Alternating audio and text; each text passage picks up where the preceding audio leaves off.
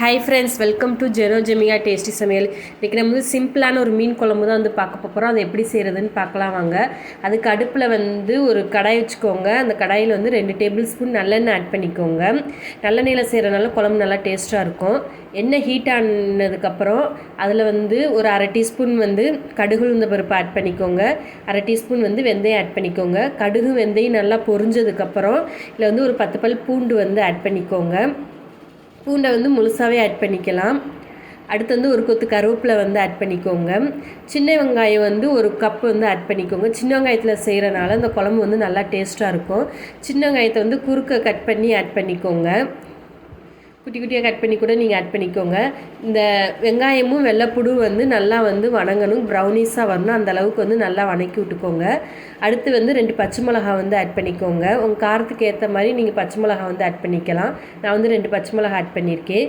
பாருங்கள், இப்போ வந்து வெங்காயமும் வெள்ளைப்பூடும் வந்து நல்லா வணங்கிருச்சு, நல்லா கலராகவும் இருக்குது. இப்போ அடுத்து நம்ம இதில் வந்து 2 தக்காளி வந்து ஆட் பண்ணிக்கலாம். இந்த தக்காளி வந்து நல்லா மைய வந்து வணங்கணும், அந்த அளவுக்கு வந்து வணக்கி விட்டுக்கோங்க.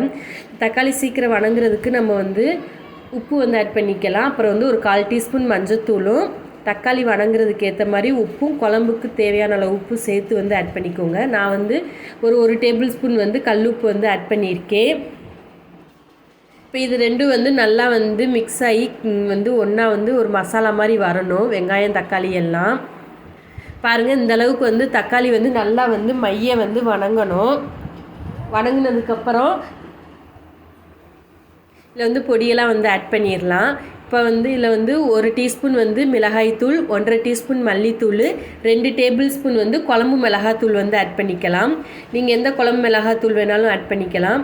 போட்டு இது பச்சை வாசனை போகிற வரையும் எண்ணெயிலே வந்து நல்லா வந்து பரட்டி விட்டுக்கோங்க. 2 நிமிஷம் நல்லா வந்து எண்ணெயிலே பரட்டினதுக்கப்புறம் இப்போ இதில் நம்ம வந்து ஒரு 1/4 டம்ளர் வந்து தண்ணி ஆட் பண்ணிவிட்டு அது வந்து ஒரு 5 நிமிஷம் வந்து கொதிக்க விட்டிங்கன்னா பொடியோட பச்சை வாசனை எல்லாம் வந்து போயிடும்.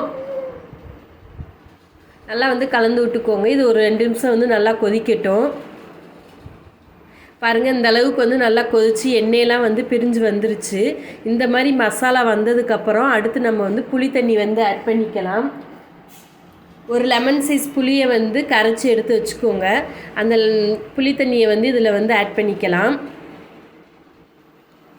புளி தண்ணி ஆட் பண்ணிவிட்டு ஒரு மீடியம் ஃப்ளேம்லேயே வந்து 3-4 நிமிஷம் வந்து நல்லா கொதிக்க விட்டுக்கோங்க. அது 2 கொதி வந்ததுக்கப்புறம் அடுத்து வந்து தண்ணி வந்து ஆட் பண்ணிக்கலாம். இப்போ பாருங்கள், புளி ஊற்றி ஒரு 2 நிமிஷம் வந்து நல்லா கொதிச்சுக்கிட்டு இருக்கு. அதோட பச்சை வாசனையும் வந்து ஓரளவு போயிருக்கு. இப்போ அடுத்து வந்து குழம்புக்கு தேவையான அளவு வந்து தண்ணி வந்து ஆட் பண்ணிடலாம்.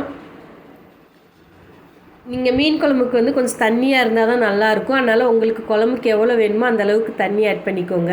தண்ணி ஆட் பண்ணி நல்லா வந்து கொதிக்க விட்டுக்கோங்க. பாருங்கள், இந்த அளவு வந்து நல்லா கொதிச்சுக்கிட்டு இருக்கு. அதோட பச்சை வாசனையும் நல்லா போயிருச்சு. இப்போ அடுத்து வந்து நம்ம க்ளீன் பண்ணி வச்சுருக்க மீன் துண்டுகள் இதில் வந்து ஆட் பண்ணிடலாம். மீன் துண்டு ஆட் பண்ணிவிட்டு நம்ம குழம்ப வந்து கிண்டக்கூடாது. கிண்டினோம்னா அதெல்லாம் வந்து உடஞ்சி முள்ளெல்லாம் வந்து எல்லா பக்கமும் கரைஞ்சிரும். அதனால் மீன் துண்டுகளை போட்டுட்டு அப்படியே வந்து தட்டை போட்டு மூடிடுங்க. மீடியம் ஃப்ளேமில் வச்சுக்கோங்க. அடுப்பை வந்து மீடியம் ஃப்ளேமில் ஒரு 10 நிமிஷம் வச்சிங்கன்னா மீன் வந்து நல்லா வெந்துடும். மீன் எப்படி வெந்துருச்சுன்னு பார்க்குறதுக்கு வந்து நம்ம மீனோட தலையை போடுவோம். அதில் வந்து அந்த கண்ணோட பால்ஸ் வந்து வெளியே வந்துருச்சு அப்படின்னா மீன் வந்து நல்லா வெந்துருச்சுன்னு அர்த்தம். இதான் வந்து மீன் வெந்துருச்சா இல்லையான்னு பார்க்குறதுக்கு இது. பாருங்கள், இப்போ நம்ம வந்து குழம்பு நல்லா கெட்டி ஆயிடுச்சு, மீனும் நல்லா வெந்துருச்சு. இப்போ இதில் நம்ம வந்து கொத்தமல்லி தழை தூவி அடுப்பை வந்து ஆஃப் பண்ணிடலாம். அடுப்பை ஆஃப் பண்ணிவிட்டு இதில் வந்து ஒரு டேபிள் ஸ்பூன் வந்து நல்லெண்ணெய் வந்து ஆட் பண்ணிக்கோங்க. நல்லெண்ணெய் ஆட் பண்ணிவிட்டு அப்படியே தட்டை போட்டு மூடிடுங்க. மூடிட்டு ஒரு 1 மணி நேரம் கழித்து வந்து சாப்பிட்டிங்கன்னா நல்லாயிருக்கும். பாருங்கள், இப்போ நம்ம வந்து மீன் குழம்பு வந்து நல்லா ரெடி ஆயிடுச்சு. அதோட எண்ணெயெல்லாம் நல்லா பிரிஞ்சு வந்துருக்கு. குழம்போட அந்த மீனோட டேஸ்ட் பூரா குழம்புல நல்லா இறங்கிருச்சு. இந்த அளவுக்கு இருக்கணும். இதே மாதிரி நீங்கள் வீட்டில் செஞ்சு கொடுங்க. இது 1/2 மணி நேரத்தில் இந்த குழம்பு வந்து ரெடி ஆயிரும். குழந்தைகளுக்கு இந்த மாதிரி மீன் வந்து அடிக்கடி செஞ்சு கொடுங்க, ரொம்ப நல்லது, கண்ணுக்கு ரொம்ப நல்லது. உங்களுக்கு இந்த ரெசிபி பிடிச்சிருந்துச்சுன்னா எங்கள் ஜெனோ ஜெமிகா டேஸ்டி சமையலை சப்ஸ்கிரைப் பண்ணிக்கோங்க.